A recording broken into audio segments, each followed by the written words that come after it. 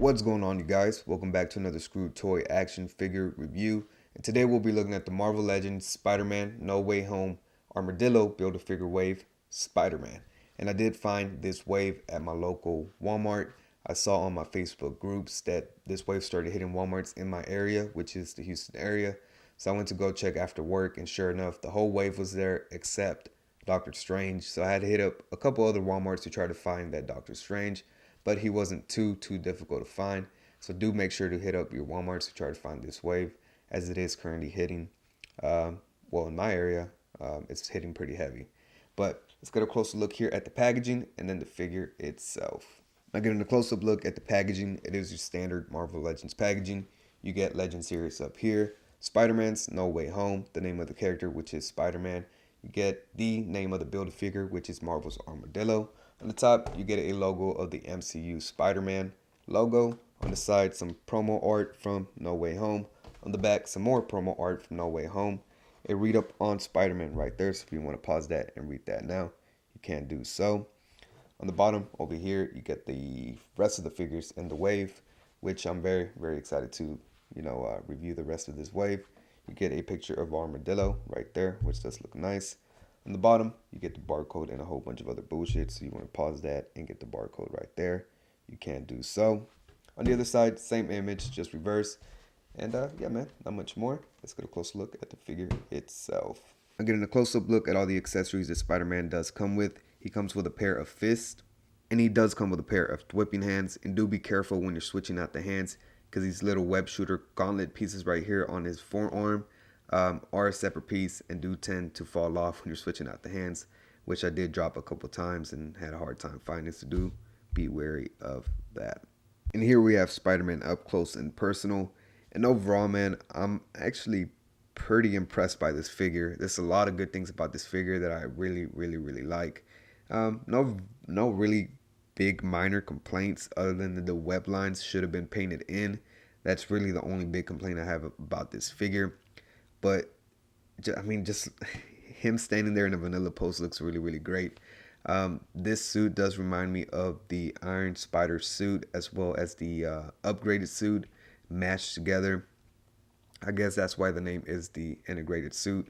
And yeah, man, it just looks really nice. It's very matted out, which I really do enjoy about this figure, that the texture and the suit is very matted and not shiny and glossy as most Spider-Man figures are. Because when you think about it, cloth doesn't have a shine to it. It's matted, very matted. And this is, very matted out, which I do really like. And then the glossy parts are the ones that should be glossy and shiny, which is, the gold here on the suit. And yeah, man, I mean, just overall, like every single little area you look at this figure, there's something to look at. There's a lot of nice texture here on the black on the legs, a lot of nice little panel lines. Even the red, like outside of these, cobwebs right here, it has a very nice texture, like almost like little bumps. I don't know how to explain it, but yeah, like little bumps. And yeah, it's very nice. And it does follow up here on the torso. The gold spider right here is sculpted. It's not just painted on there, so that is very nicely sculpted. Again, the gauntlet pieces are a separate piece, but you can see some blue and white punched in there to make it look like it's glowing, which sells the effect really well. Similar to that Mark III Iron Man, had the arc reactor kind of with the blue and white to make it look like it's glowing. Same effect here, and it works very well. The arms, again, very nicely textured and sculpted, and as you can see, double pinless elbows on the Spider-Man figure.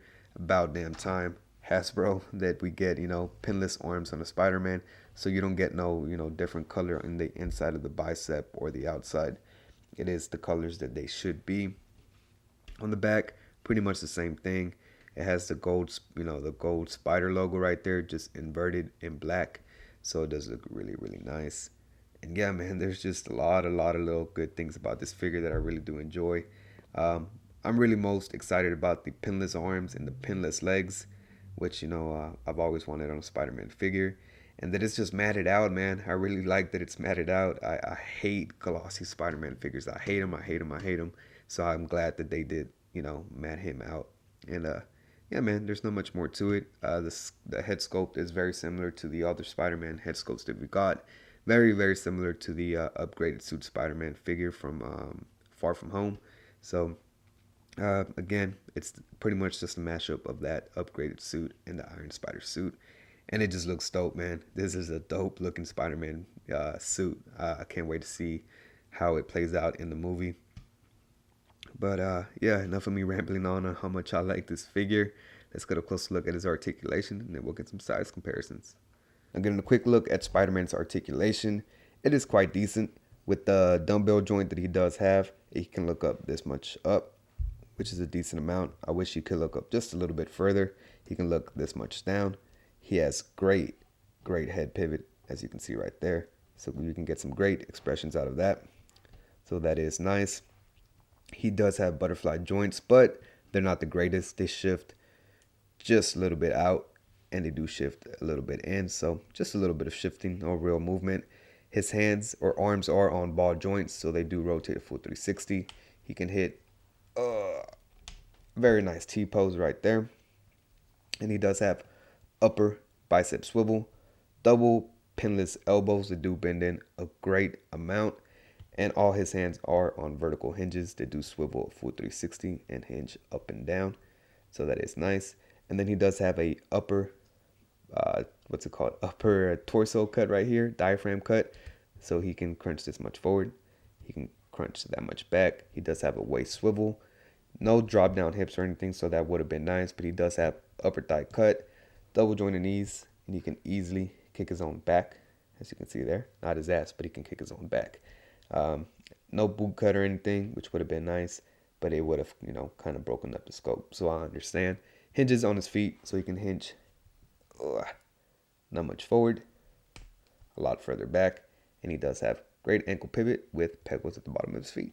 Now getting a look at some size comparisons, here we have the integrated suit with the Mafex Endgame Iron Spider, and as you can see that this suit draws a lot of inspiration from this one.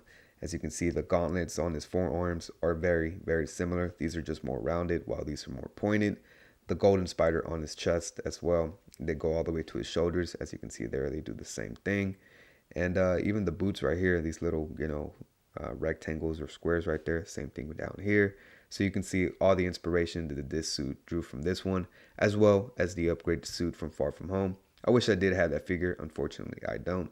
But these scale very, very close to each other, which I am pretty, blown away because, imports are a little bit smaller. But as you can see, they're almost damn near the same height. And even if you drop these hips, you pretty much have them at the same height. But yeah, these do look very, very nice together. And since I don't have too many other Spider-Man MCU figures, here we have him next to Thanos. And here we have Spidey on the rotating base. And overall, man, this is a great figure and a very great costume design. At first, I was a little bit iffy on the costume design as it did stray away heavily from the classic red and blue costume. But overall, man, this is a great figure. It's simple as that. I can't say too much other than that because I haven't seen the movie and I don't know what this suit is all about and the backstory behind it. But I'm pretty sure when the movie comes out and, we see Toby and Andrew Garfield in the movie, they weren't going to love this suit when we get the backstory behind it. But again, overall, it's a great figure. I love it. And I can't wait to see what's up with this suit in the movie, man. I haven't been this excited about a movie in a very, very long time.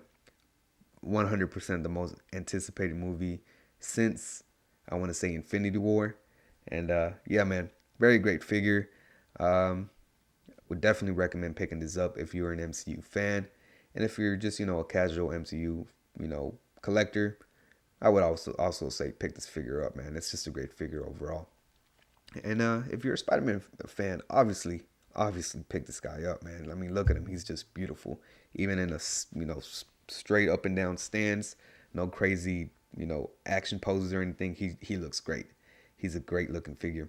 But let me know in the comments down below if you're interested in picking this guy up. It's crazy that he just randomly showed up today at Walmart and that he was so easy to find. But I'm very excited to add him to my collection. But yeah, man, not much more I can really say about that. So make sure you like, comment, subscribe. Let me know in the comments down below if you'll be picking this guy up. And also follow me on my Instagram at Screwed Toys. The link is in the description down below. And yeah, man, that's all I have for y'all today. I'll catch you guys on the next one. Peace.